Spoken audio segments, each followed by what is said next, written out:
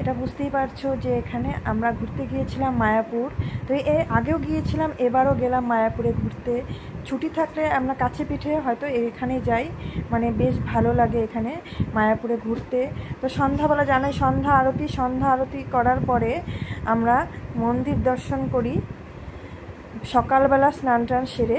কিন্তু সকালবেলা মন্দির দর্শন করার পরে আমি ফার্স্ট যাই একটা রেস্টুরেন্টে, যেটা হলো গদা ভবনের ভেতরে। এই যে রেস্টুরেন্টটা গদা ভবনের ভেতরে, এখানে সমস্ত রকম নিরামিষ পিওর খাবার, একদম পছন্দসই সমস্ত রকম খাবার পাওয়া যায়।